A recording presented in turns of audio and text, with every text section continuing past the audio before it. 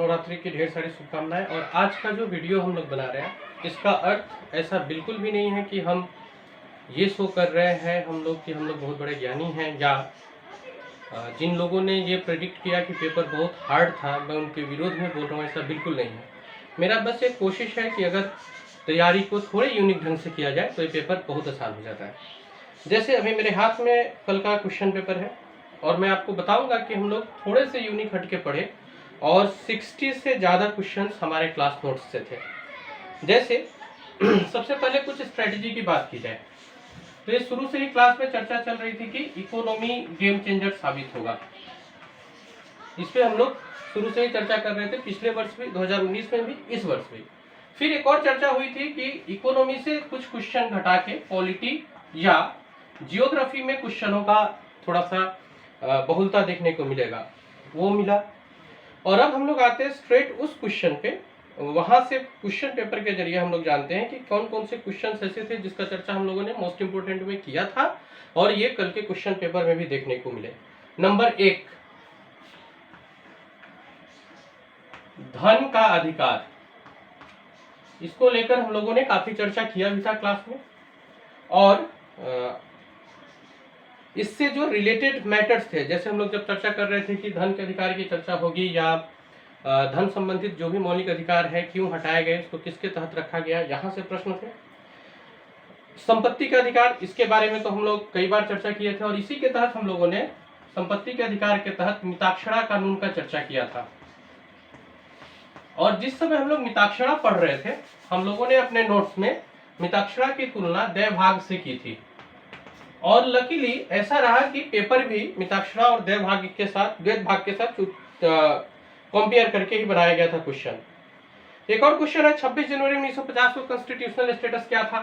तो जब हम लोग 1976 में जो संवैधानिक बदलाव हुए थे, तो उस समय हम लोग क्वेश्चन करते समय इस बात पे चर्चा चली थी कि हो सकता है वो लोग आपको ऐसा बताए कि उस समय के संविधान में कौन से शब्द थे या नहीं थे, इस आधार से फंसाए।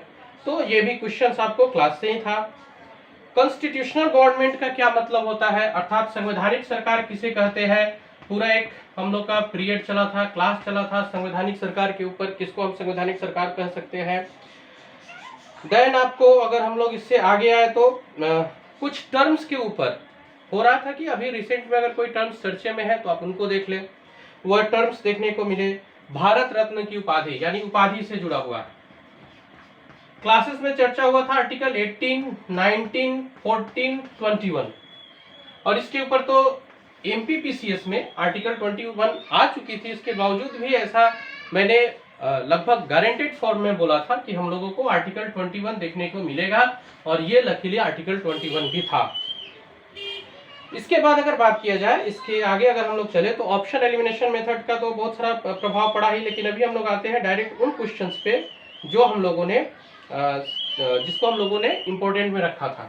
नेक्स्ट, अगर आपको याद हो, फर्स्ट टेस्ट चैंपियनशिप, जब हम लोग करंट अफेयर्स का क्लास कर रहे थे तो हम लोगों ने चर्चा किया था कि यूपीएससी स्पोर्ट्स से जुड़ा क्वेश्चंस नहीं पूछती है, लेकिन क्योंकि ये टेस्ट चैंपियनशिप है तो 80% संभावना बनती है कि इससे प्रश्न बने, और प्रश्न थे। नेक्स्ट, टोक्यो ओलंपिक, ये भी हमारे करंट अफेयर्स में चर्चा में थी, यहां से प्रश्न बने हैं।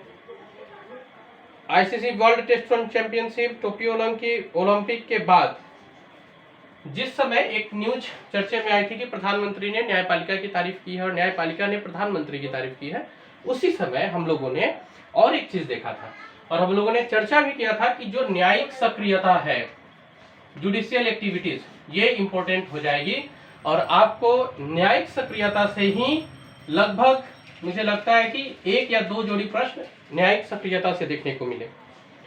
इसके बाद अगर मैं अगला क्वेश्चन देखूं, वन अधिकार अधिनियम, मैंने ट्रिपल स्टार लगाया था हम लोगों ने क्लास में, वन अधिकार अधिनियम 2006 को, और रिसेंट जो है बदलाव उसके ऊपर, रिसेंट बदलाव के ऊपर। और जिस समय हम लोग वन अधिकार 2006 कर रहे थे तो हम लोगों का जो मेन फोकस था वो जनजातियों पे था, और क्वेश्चन आपसे जनजाति से ही पूछे गए थे, कौन से मंत्रालय के अधीन आता है। देन अगर आप बात करें न्यायिक सक्रियता की, न्यायपालिका से जुड़ा, तो हम लोगों ने देखा ही जजों की नियुक्ति से जुड़ा भी कुछ क्वेश्चंस था कि जज की नियुक्ति किस तरह से की जाएगी, इस जज से भी रिलेटेड क्वेश्चंस थे।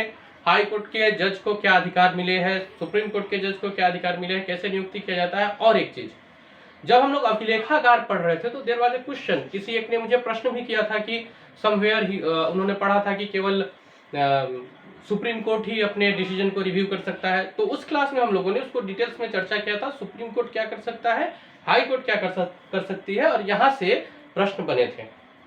नेक्स्ट अगर हम लोग चला जाए अगले क्वेश्चन की तरफ, तो आपको एक और क्वेश्चन देखने को मिला, उदारवाद अर्थव्यवस्था या घरेलू उदारवाद से आप क्या समझते हो, उदारवाद से जुड़ा हुआ। तो अगर आपको याद है इकोनॉमी में मैंने उदारवाद का चर्चा किया था, और ये भी हम लोगों ने पढ़ा था कि उदारवाद का संबंध आप पॉलिटी से, कार्ल मार्क्स के सिद्धांत से, इनसे कनेक्ट करके जब हम लोग देखते हैं तो उदारवाद बहुत आसान हो जाता है। इसके बाद अगर हम लोग आए तो आगे के क्वेश्चंस में जो हम लोगों के पेपर से लाइन बाय लाइन मैच किया था, एग्जैक्टली दैट वन इज निजता का अधिकार, जो आर्टिकल 21 में हम लोगों ने चर्चा किया। और फिर लोकसभा इलेक्शन से जुड़े हुए प्रश्न, लोकसभा इलेक्शन से जुड़े हुए प्रश्न भी आएंगे, ऐसा हम लोगों का गेसिंग था कि लोकसभा के निर्वाचन से जुड़े प्रश्न आएंगे, और लोकसभा के निर्वाचन से जुड़े प्रश्न देखने को मिले। इसके बाद the next question is Sindhu नदी तंत्र। ये तो बोर्ड भर गया, मुझे लगता है कि इस साइड मैं इसको लिख पाऊँ, पता नहीं आप देख पा रहे कि नहीं इसे अच्छी तरह से, बट मेरी कोशिश है कि आप लोग इसे समझ पाए। और लास्ट में मैं आप लोग को बताऊंगा कि तैयारी करनी किस तरह से है कि ये सारे क्वेश्चंस इजीली कवर हो जाते हैं। इसके बाद में सिंधु जल तंत्र, और मैंने यहाँ पे 2 पॉइंट याद कराया था, अगर आपको याद है। एक तो वो नदी जो पंजाब में नहीं जाती है, और एक वो नदी जहाँ पे जाके चारों नदी का पानी मिलता है, फिर वो पंजाब की ओर जाती है। There was a question Sindhu नदी तंत्र से, एक क्वेश्चन था, और जो क्वेश्चन बना था उसका टॉपिक भी यही था कि उस नदी का बहाव कैसा है। इसके बाद अगर हम लोग चर्चा करें इधर की ओर, then the next question is, जो मैं देख पा रहा हूँ अभी हम लोग के क्लास से जो स्ट्रेट थे वो थे ताड़ का तेल, पाम ऑयल। मलेशिया वाला कांड के बाद इसको मैंने ट्रिपल स्टार में रखा था कि पाम ऑयल इंपॉर्टेंट हो जाएगा। भारत सरकार अभी बहुत ज्यादा फोकस कर रही है ताड़ के तेल को उगाने को लेके।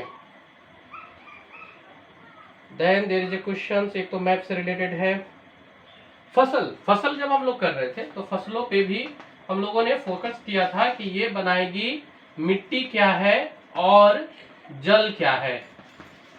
सेम क्वेश्चंस कल देखने को मिला था कि किस पौधे के खेती के लिए कम जल की आवश्यकता होती है, इट वाज सिमिलर। फिर हम लोग चलते हैं अपने अगले क्वेश्चंस में, क्लाइमेट स्मार्ट कृषि के बारे में भी हम लोगों ने चर्चा किया था, कैसे कृषि को हम लोग बेहतर बनाए और वो क्लाइमेट के अनुकूल हो। देन आपको क्विट इंडिया मूवमेंट, भारत छोड़ो आंदोलन तो इम्पोर्टेंट थी ही, ये हम लोगों ने चर्चा किया था इसके बारे में। इसके बाद जो मैंने इम्पोर्टेंट में रखा था, जब शिक्षा नीति के ऊपर हम लोग चर्चा कर रहे थे, बेथुन का स्कूल, और इसमें मैंने हाईली इंपॉर्टेंट में कराया था ईश्वर चंद्र विद्यासागर यहाँ कुछ दिन के लिए इसके सेक्रेटरीट पद पे भी रहे, और यहाँ पे इन्होंने अपना योगदान दिया था बेथुन के स्कूल में। इससे क्वेश्चन देखने को मिले। And the next question is, जो हम लोग काफी बार ऐसे बोल बोल करके याद किए थे त्रिमूर्ति के ट्रिक से, कि शहनवाज खान, प्रेम कुमार सहगल और गुरुबख्श सिंह कौन थे। इंडियन नेशनल आर्मी से जुड़े हुए थे, जो हम लोगों ने पढ़ा था कि वकील वैसा ही रखा गया और 3 अलग अलग पंथ के लोग पकड़े गए थे। Then that was the story. अब आपको याद आ गया होगा, या ये तो बहुत इजी थी, ये तो याद आनी थी।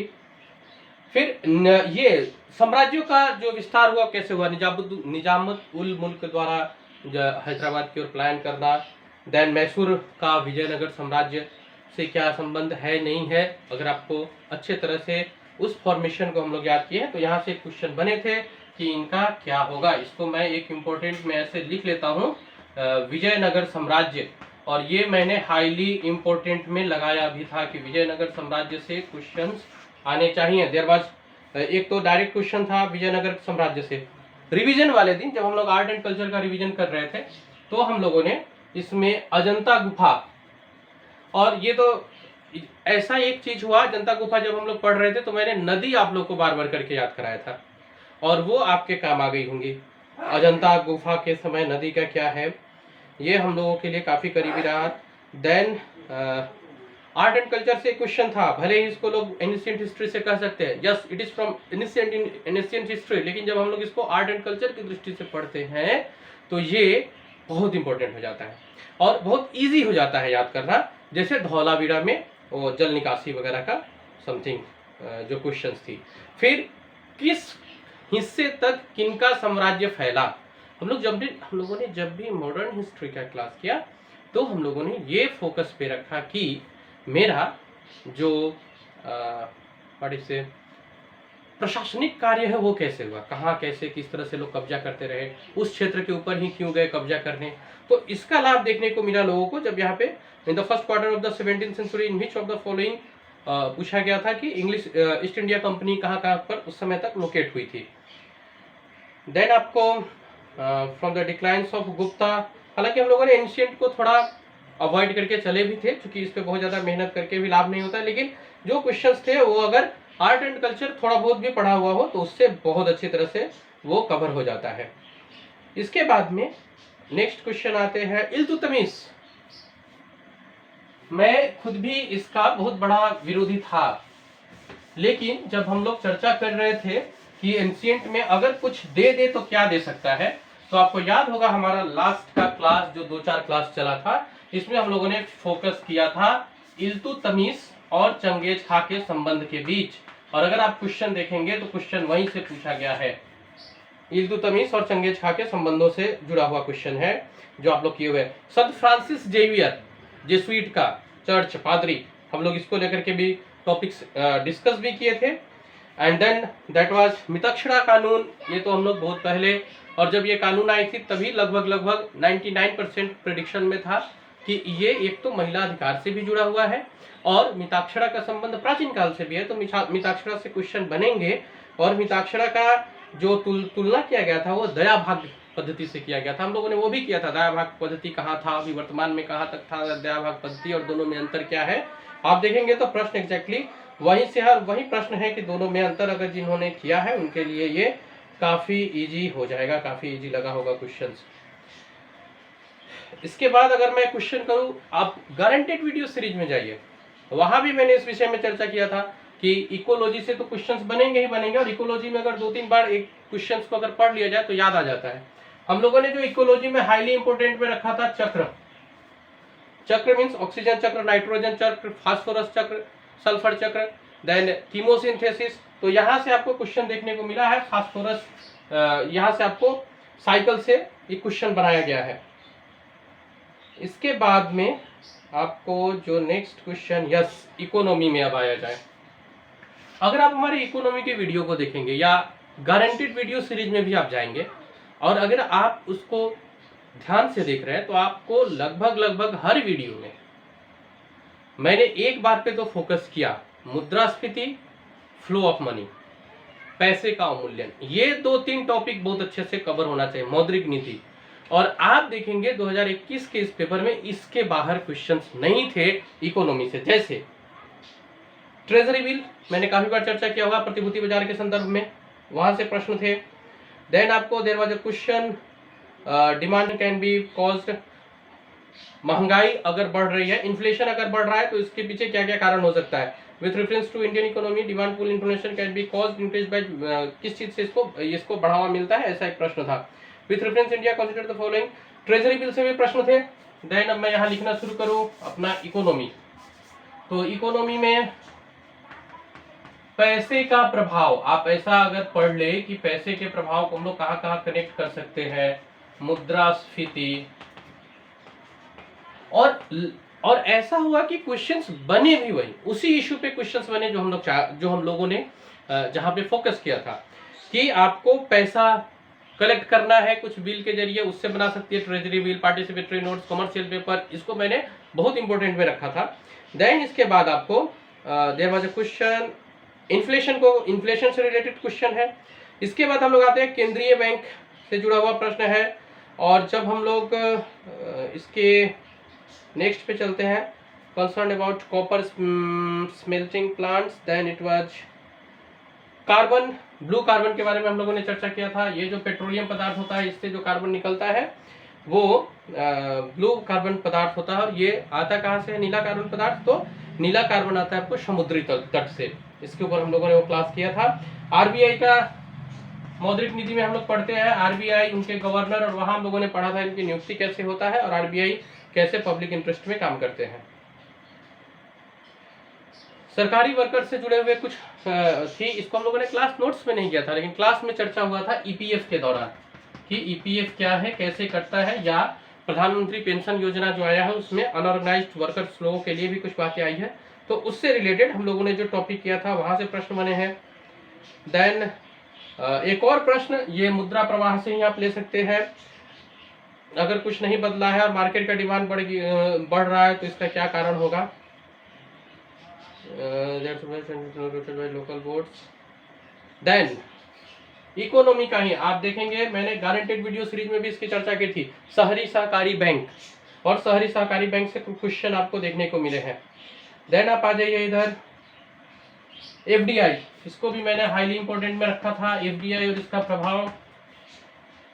फिर हम लोग आते हैं ब्लैक मनी। ब्लैक मनी का क्या प्रभाव पड़ेगा, इसके ऊपर मैंने पूरा एक क्लास लिया था जब हम लोगों ने ये राहुल गांधी जी के प्लान के ऊपर बात की थी, 6,000 रुपया जो देना चाहते हैं। फिर उसके बाद में अगर ब्लैक मनी आए तो क्या होता है, मनी का क्या प्रभाव पड़ता है हमारे ऊपर, हम लोगों ने इसके ऊपर क्लास किया था।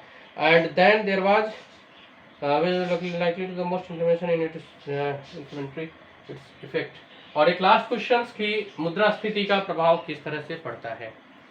तो फ्रेंड्स, अगर हम लोग इस पूरे सीरीज को, हालांकि मुझे आपका कम समय लेके उन सारे चीज़ों को रिप्रेजेंट करना था जो मैंने क्लास नोट्स में कराए थे, इसके अलावा चर्चा के दौरान हम लोगों ने इसके अन्य पहलू को भी हम लोगों ने टच किया हुआ था, जिसमें आपको, अगर आप देखेंगे और जो लोग कंटिन्यू क्लास से जुड़े हुए हैं और वो लोग कमेंट्स में मुझे बताए भी कि इज दैट रियल और नॉट, तो ये जो जितना हाहाकार मचा हुआ है, स्पेशली कल के पेपर के बाद, ये बहुत ज़्यादा हार्ड पेपर था या समथिंग अनप्रेडिक्टेबल था, मुझे लगता है कि इससे मैं तो व्यक्तिगत रूप से सहमत नहीं हूँ।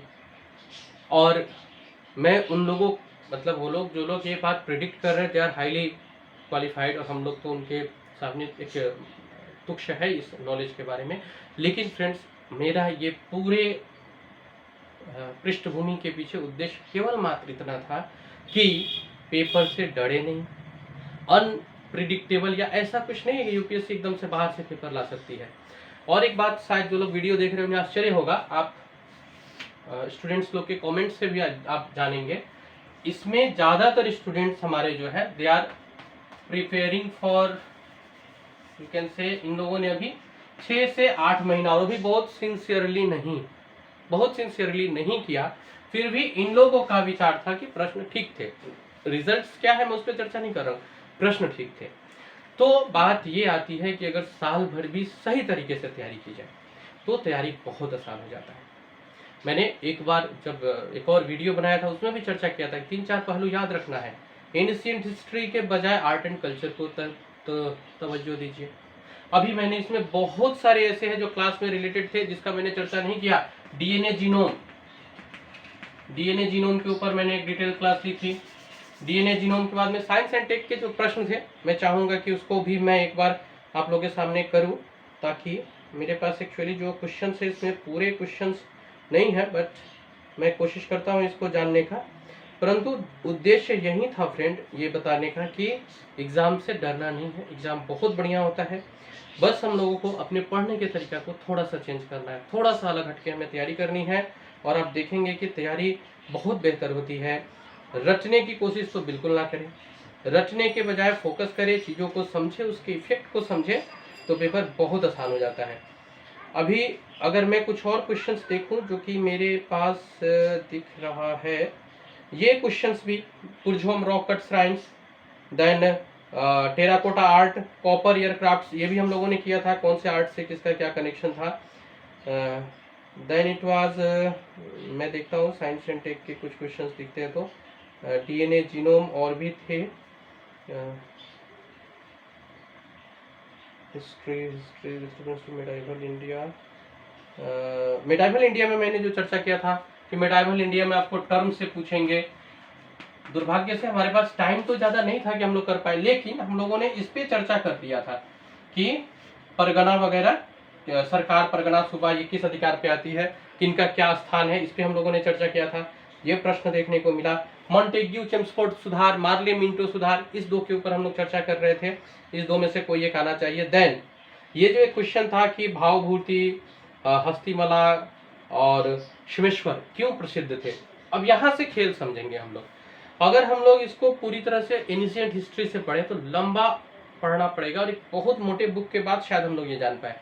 लेकिन अगर हम लोग आर्ट एंड कल्चर में पढ़ते हैं और अगर चीज़ों को एलिमिनेट करना हम जानते हैं तो ये बहुत इजीली बन जाएंगे। इस वीडियो में तो अभी मैं केवल वो चर्चा कर रहा हूँ कि जो हमारे क्लास से रिलेटेड आए थे। मैं एक और वीडियो बनाऊंगा जहाँ मैं आप लोग को बताऊंगा कि एलिमिनेट करके कितना इजीली इन प्रश्नों को सोल्व किया जा सकता था, या आगे हम लोग कितना इजीली इसको सोल्व कर सकते हैं। मैं एक बार साइंस एंड टेक के सेक्शन में जाना चाहूँगा। वहाँ पे कुछ क्वेश्चंस हैं जो पर्माकल्चर, इस पे हम लोगों ने बहुत डिटेल्स में तो नहीं लेकिन थोड़ा चर्चा हम लोगों ने किया था। डीएनए जीनोम जो मैंने अभी लिखा, ये क्वेश्चंस यहाँ से है। देन एक और क्वेश्चन है आपको आर्टिफिशियल सिंथेटिक मेथड से correct answer consider the following. और हाँ, which of the above can be cultured in artificially synthetic medium, कहाँ आप कृत्रिम रूप से बना सकते हैं, बैक्टीरिया, फंगी, वायरस, इसके ऊपर भी हमारी क्लासेस हुई थी। Then there was a question hereditary disease, अनुवांशिकता रोग, इसको तो हम लोगों ने बहुत डिटेल्स में किया था, 2-3 क्लासेस लेकर के किए थे। अनुवांशिकता से जुड़े सारे टर्म को हम लोगों ने समझा था। ज्योग्राफी का सेक्शन लिया जाए तो मिट्टी का निर्माण इस पे फोकस था, तो यहाँ से क्वेश्चंस थी। काली मिट्टी के ऊपर हम लोग ज्यादा फोकस कर रहे थे, रेगुड़ मिट्टी, काली मिट्टी, वहीं से प्रश्न बने थे। देन आपको वेजिटेशन ऑफ सवाना, सवाना घास, ये तो खैर इम्पोर्टेंट थी ही। इसके बाद अगर मैं जाऊँ आपको constitutional body wise chemical distance are measured in light years. Then there is tricyclone, बाइसफेनॉल के ऊपर चर्चा हुआ था। बीपीए, बाइसफेनॉल के ऊपर हम लोगों ने चर्चा किया था। एलईडी लाइट, ये मैंने इंपॉर्टेंट में रखा था। सौभाग्य योजना, जब हम लोग ये लाइट वाला योजना से शुरू कर रहे थे, शहरों में स्ट्रीट लाइट लगाई जाएगी, उस समय एलईडी साइंस एंड टेक के दृष्टि से इंपॉर्टेंट रखे थे हम लोगों ने। देन आपको विकेंद्रीकरण, ये तो हम लोगों ने वहाँ पढ़ा था। नागरिकता, जो पॉलिटी के पेपर थे, इसको हम लोगों ने हाईली इंपॉर्टेंट में रखा था। और लकीली आप अगर क्वेश्चंस भी देखेंगे तो लगभग उसी तरह से आया। There is only one citizenship and one domicile, a citizen by birth can only become the head of state, a foreigner once granted the citizenship can not be deprived of it under any circumstances. इस तरह से जो questions बने हुए थे। So friends, overall अगर आप इस पूरे वीडियो को देखे हैं और अगर आप क्वेश्चन को काउंट करेंगे तो तकरीबन 65 के अराउंड में हम लोगों का क्वेश्चन है जो डायरेक्ट क्लास नोट्स से थे, जिसको थोड़ा सा प्रश्न को समझ के और एलिमिनेट करके हम बना सकते थे। बस अपने प्रिपरेशन को बोझ नहीं बनाएं, उसे एंजॉय करें और सटीक जगह पे अगर हम लोग वार करें तो हम लोग इससे बहुत अच्छी तरह से, बहुत बेहतर तरीके से हम लोग इसको कर सकते हैं। इस उम्मीद के साथ कि आपका रिजल्ट अच्छा हो और हम सब फिर से अगर तैयारी करने का मौका भी मिले आगे का भी या इसका भी, तो हम लोग बेहतर तैयारी करें। अपकमिंग एग्जाम के लिए आप सभी को शुभकामनाएं। Thank you very much. और कुछ भी अगर सजेस्ट करना चाहे आप कमेंट बॉक्स में लिख सकते हैं। तब तक के लिए थैंक यू। जय माता दी। Best of luck for the future. Thank you.